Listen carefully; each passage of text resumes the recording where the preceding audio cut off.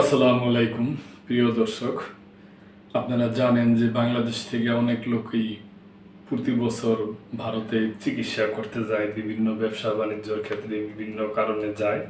কিন্তু বিগত সরকার চলে যাওয়ার পর থেকে বাংলাদেশের সাথে ভারতের সাথে একটু সম্পর্কটা অন্যরকম হয়েছে।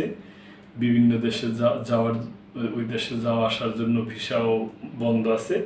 তবে ওনাদের দেশে ওই এক কর্মকর্তা বলছে যে ভিসার ব্যাপারে একটা সুখবর আর কি দিচ্ছে আর কি, ওই ব্যাপারটা নিয়ে নিউজ। ভারতের ভিসা নিয়ে সুখবর দিলেন বিক্রম মিশ্রি।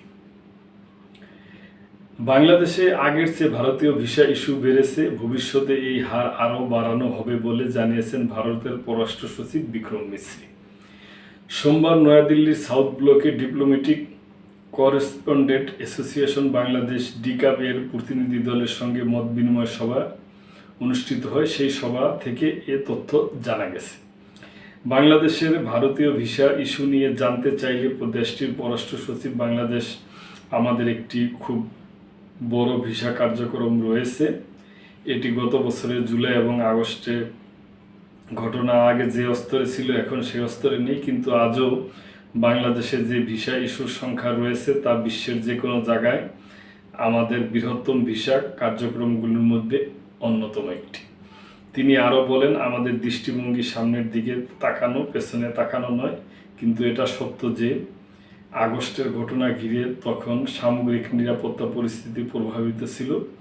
এর ফলে ভিসা পরিষেবা দেওয়ার জন্য আমাদের প্রয়োজনীয় লোক সংখ্যা পুনর্নির্বাস করতে হয়েছে। এখন আমাদের ভিসা কার্যক্রম আগের চেয়ে অনেক বেশি বেড়েছে, আগামী দিনেও এই কার্যক্রম বাড়বে। এটা ভালো খবরই প্রিয় দর্শক। গঙ্গার পানি চুক্তি ও তিস্তা প্রকল্প নিয়ে জানতে চাইলে ভারতের পররাষ্ট্র সচিব বলেন, এই দুটি বিষয়ে দুই দেশের মধ্যে যৌথ কর্মপ্রচেষ্টা অব্যাহত রয়েছে। সীমান্ত হত্যাকাণ্ড নিয়ে এক প্রশ্নের জবাবে বিক্রম মিশ্রি বলেন, বাংলাদেশের সঙ্গে ভারতের 4000 কিলোমিটারের মতো সীমান্ত রয়েছে। নিরাপত্তা, মাদক চোরাচালান, অবৈধভাবে অনুপ্রবেশকারীদের জন্য ভারতীয় সীমানায় এমন ঘটনা ঘটে। তবে ভারতীয় সীমান্ত বাহিনী নিজের ভূখণ্ডের নিরাপত্তা নিশ্চিত করে থাকে। বাংলাদেশে পুশিং বেড়েছে এ বিষয়ে জানতে চাইলে বিক্রম মিশ্রি বলেন, পুশ ইন যথাযথ প্রক্রিয়ায় হওয়া উচিত, এটি একটি আইনি প্রক্রিয়ার বিষয়।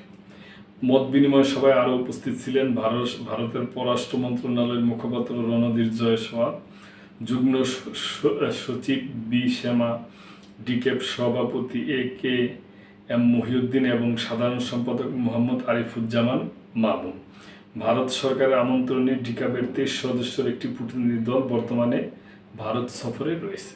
তো প্রিয় দর্শক, আমরা আশা করি যে দুই দেশের সম্পর্ক সুন্দর হয়ে যাক, দেশের রাষ্ট্রে রাষ্ট্রে এবং জনগণে, এবং যাওয়া আসা ভিসা আদান প্রদান এটাও বাড়ুক, এটা আমরা চাই। প্রিয় দর্শক, এ ব্যাপারে আপনাদের যদি কোনো মূল্যবান বক্তব্য থাকে তাহলে অবশ্যই কমেন্ট করবেন এবং লাইক, শেয়ার, কমেন্ট করে সাবস্ক্রাইব করে মেম্বারশিপ নিয়ে আমাদের পাশেই থাকবেন। আল্লাহ হাফেজ।